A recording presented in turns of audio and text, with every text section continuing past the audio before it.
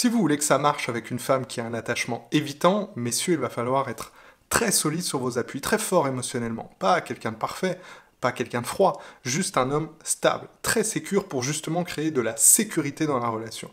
Alors qu'est-ce qui fait qu'on peut passer d'une relation toxique à une relation saine avec une femme évitante? Je vais vous donner des pistes dans cette vidéo parce que si vous êtes avec une femme évitante, si vous l'avez été, on peut composer avec qui elle est, à condition de respecter qui on est. Et aujourd'hui, je vais vous donner des clés pour comprendre le fonctionnement évitant chez une femme, savoir si cette relation avec une fille évitante peut fonctionner, et surtout comment ne pas se perdre dedans. Petite définition pour commencer, parce que une femme dans l'évitement, une femme évitante, contrairement à ce qu'on pourrait croire, ce n'est pas une femme froide ou insensible. On ne peut pas la définir comme ça. Une femme évitante, c'est une femme qui a compris très très tôt à ne pas compter sur les autres. Ça, c'est une stratégie, il faut le savoir, souvent héritée de l'enfance, où on a internalisé cette idée, cette croyance que trop de proximité entraîne inéluctablement le risque d'être rejeté. Et donc une femme évitante va toujours faire en sorte de maintenir son entourage et les personnes qu'elle aime à distance. C'est une femme qui, d'ailleurs, peut se sentir très mal à l'aise lorsqu'une relation commence à devenir sérieuse, lorsque ça s'inscrit dans le temps, d'où parfois vous l'avez peut-être vécu, ce décrochage très soudain, inexpliqué à 3, 4, 5 mois de relation. C'est-à-dire qu'elle s'est éloignée comme ça très subitement, sans vraiment donner d'explication.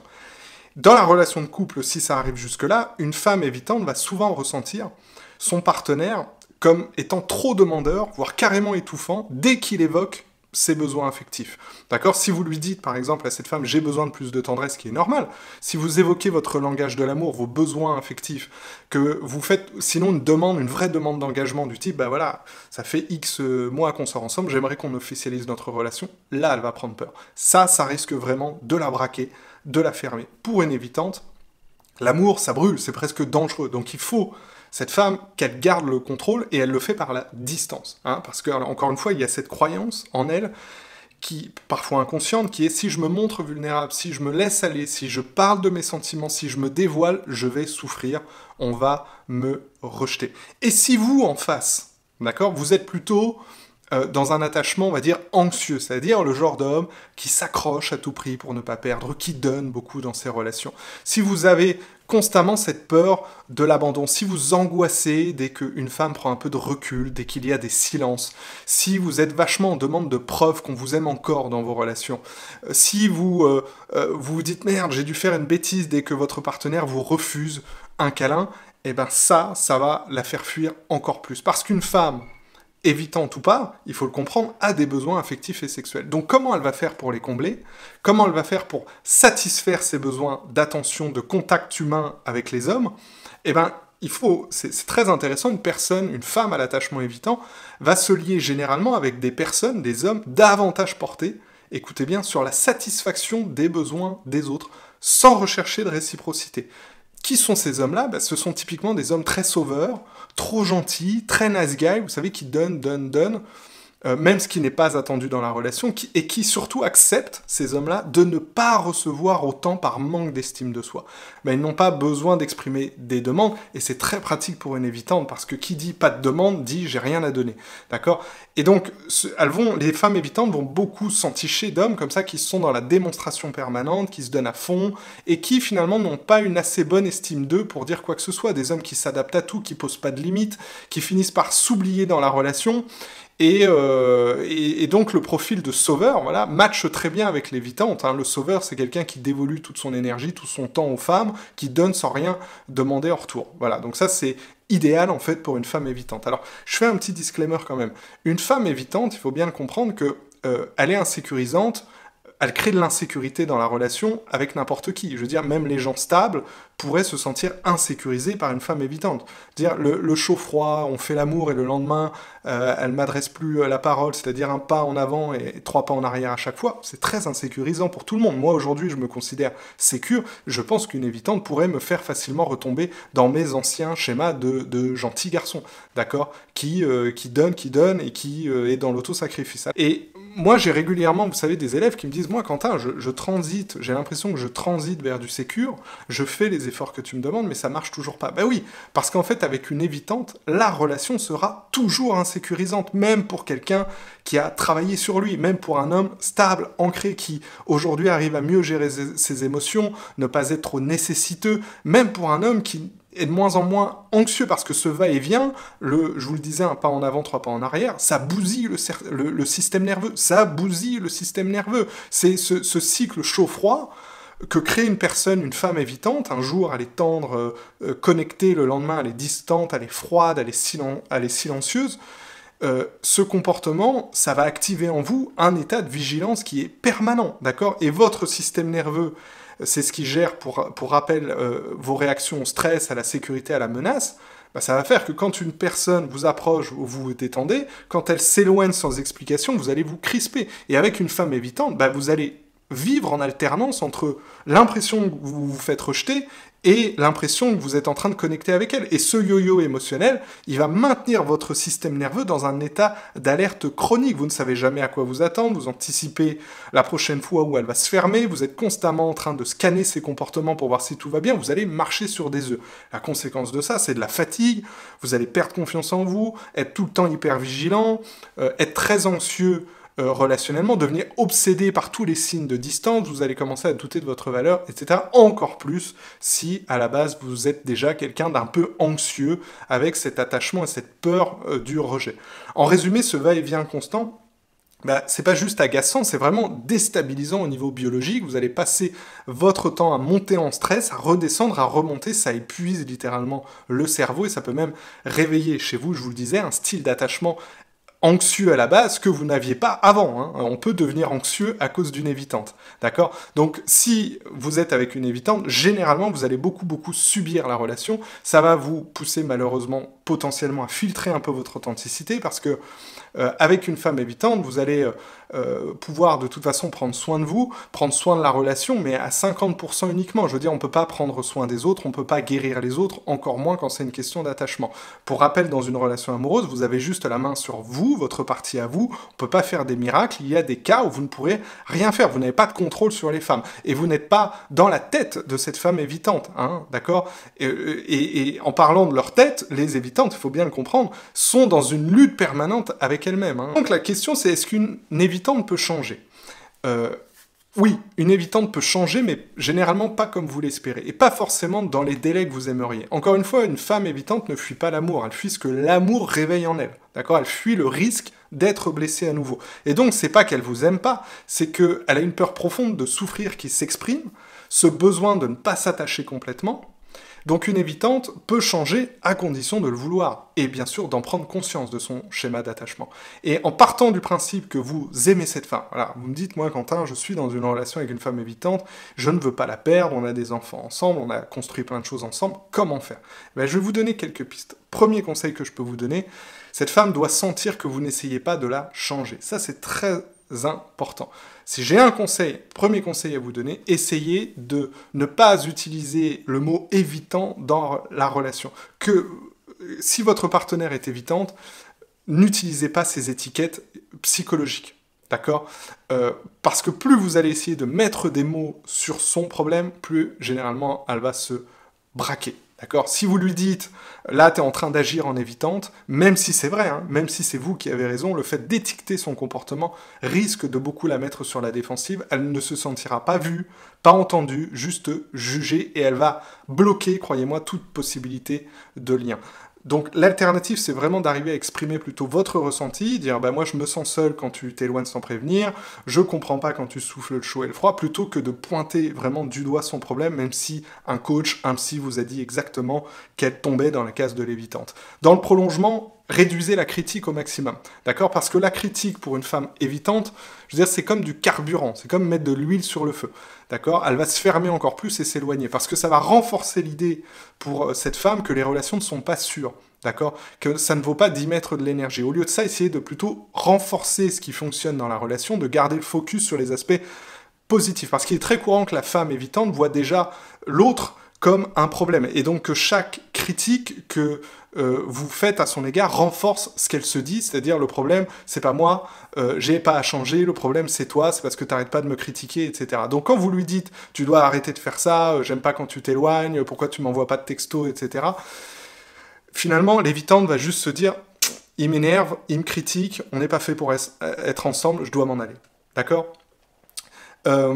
Autre conseil que je pourrais vous donner, c'est de respecter au maximum le rythme de la fille évitante, tout en étant capable de ne pas vous perdre, tout en étant capable de mettre le haut là et de dire les choses quand ça ne vous convient plus. Poser des limites, parler de vos besoins, ne pas subir, je vous le disais, ne pas devenir dépendant, ne pas devenir trop, ne pas faire le toutou avec elle, d'accord? Donc c'est un équilibre délicat à trouver parce qu'il faut lui laisser de l'espace sans s'effacer.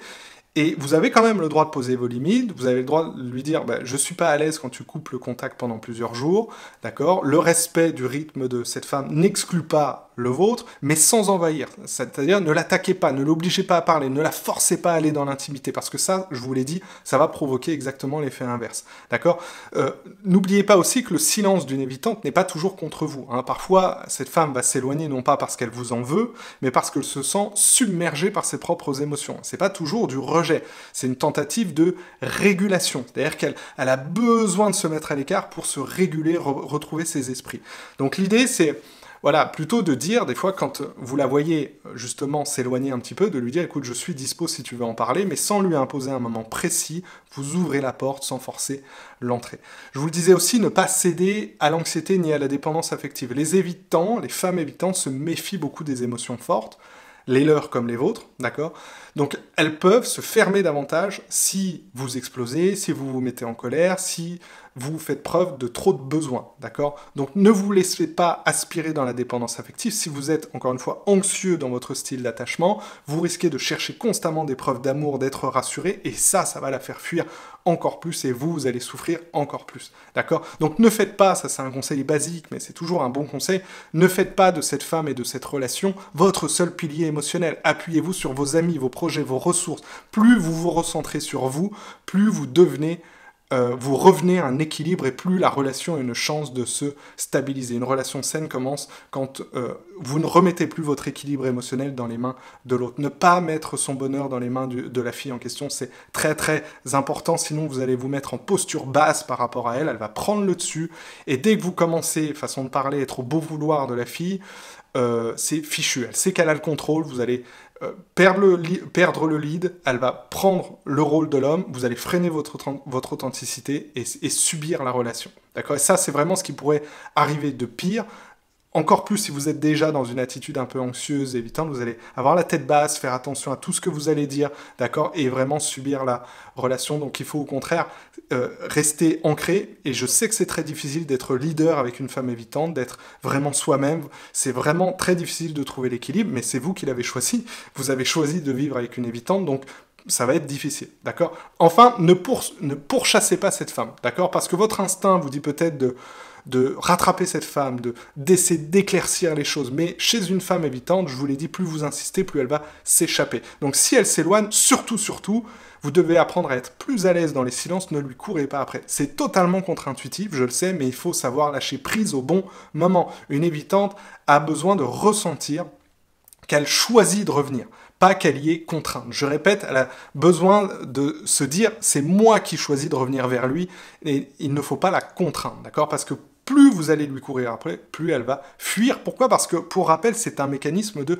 survie chez elle. Une femme évitante est beaucoup en mode survie, d'accord? Et donc, elle va réagir très très mal au fait que vous la pressiez, que vous vouliez la faire revenir, elle va avoir cette peur d'être envahie, d'être piégée, de se sentir presque engloutie, d'accord? Donc l'espace que vous allez laisser va pouvoir devenir pour elle un terrain de retour, d'accord? Et c'est pas en insistant qu'elle va revenir. Voilà, donc faites de votre mieux pour ne pas lui courir après, je sais que c'est difficile, même si d'ailleurs vous êtes un homme très sécurisé intérieurement, parce qu'avec une femme évitante, eh ben, les émotions anxieuses vont ressortir, hein, elles vont être très fortes, d'accord? Donc quand vous avez l'habitude d'être dans une relation, de savoir à quoi vous attendre, d'avoir de la constance, et quand vous ouvrez à la proximité émotionnelle ou une certaine intimité, et que l'autre ne répond pas en retour, que ça se produit pas, bah, la tendance naturelle, c'est de commencer forcément à se remettre en question et vous dire bah, qu'est-ce que j'ai fait, qu'est-ce qui cloche chez moi, qu'est-ce que je dois changer. On tombe dans l'analyse, on veut trouver des tactiques pour la faire revenir, encore plus quand on n'a pas confiance en soi. Et ça peut vraiment conduire à cette dynamique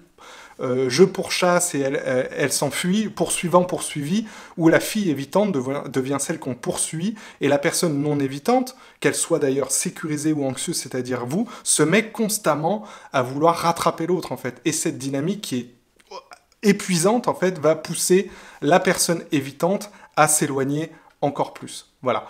Donc, dernier conseil que je voudrais vous donner, essayez d'encourager la fille évitante, votre partenaire, à choisir la proximité, d'accord? Continuez à l'encourager. Laissez-lui aussi la possibilité, l'opportunité de prendre la décision de se rapprocher, de choisir la connexion. Comment? En créant des occasions. Est-ce que tu aimerais que je planifie un rendez-vous pour nous deux? Comment tu te sentirais à l'idée que je prépare que j'organise un date, un petit week-end? Est-ce que ça te dirait de t'asseoir un peu près de moi, qu'on discute? Est-ce que ça te dirait qu'on fasse un câlin? Voilà, vous offrez des créneaux, vous lui proposez des choses et vous lui laissez la liberté de choisir oui ou non. C'est elle qui choisit. Il faut accepter ça. Moi, perso, ça me plairait pas trop à la longue, mais il faut accepter que ce soit elle qui choisit in fine, d'accord? Le lien avec une femme évitante doit se construire dans la sécurité émotionnelle et la liberté de choix. Le lien avec une femme évitante se construit sur la liberté de choix. Donc il faut proposer des choses, toujours être leader sans imposer. Des invitations douces, ouvertes, pas trop contraignantes. Ça te dirait de venir ce soir, tu pourrais faire un effort pour venir? Non. D'accord? Ça te dirait de venir ce soir, c'est très bien. Tu pourrais faire un petit effort pour venir, franchement, c'est pas cool, à chaque fois je dois insister. Non, ça va pas lui plaire. Tu veux un câlin? Ça, c'est très bien. D'accord? Et il faut accepter le non, sans en faire un drame. Ok? Parce que ce qui touche une évitante, c'est pas que vous soyez proche d'elle tout le temps, c'est que vous respectiez son besoin d'espace tout en restant présent. Je répète, ce qui va aider une évitante à revenir vers vous, c'est pas que vous soyez proche d'elle tout le temps, c'est que vous respectiez son besoin d'espace tout en étant présent. Dernier conseil, ne prenez pas tout personnellement. Je vous l'ai déjà dit, c'est vital, même pour votre santé mentale. Ce n'est pas vous le problème. Son retrait, son inconfort, avec l'intimité, ses absences émotionnelles ne sont pas des jugements sur votre valeur. C'est son mode de défense qui s'active, souvent inconscient d'ailleurs. D'accord? Ce sont ses démons, ce sont ses murs à elle. L'évitante a souvent grandi avec cette idée que l'amour est conditionnel, d'accord? Dangereux. Donc elle ne vous rejette pas vous, elle fuit ce que votre amour active en elle. D'accord? Et vous ne pouvez pas guérir cette femme en vous effaçant. D'accord? Mais vous pouvez rester fidèle à vous-même tout en respectant sa guérison, son chemin. D'accord? Son développement à elle.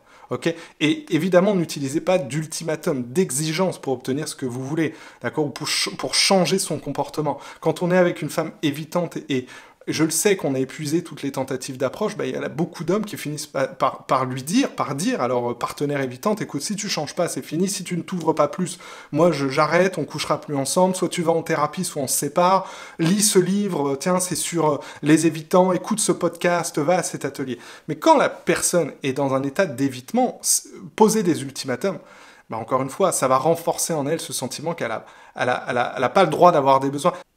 Et dans 98-99% des cas, c'est pas pertinent, ça fonctionne pas, c'est pas relationnel, ça ne crée pas chez elle cette liberté de choix, ça ne crée pas d'ouverture. J'espère que cette vidéo vous a plu, c'est très dense le sujet de l'évitant, j'ai pas pu tout dire dans cette vidéo, en tout cas j'espère vous avoir donné des bons éléments de réponse pour réussir une relation avec une évitante. N'hésitez pas à vous abonner à la chaîne, commenter, partager, liker, je réponds à tous les commentaires qui sont positifs.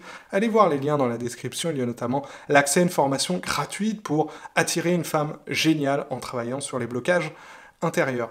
Ciao.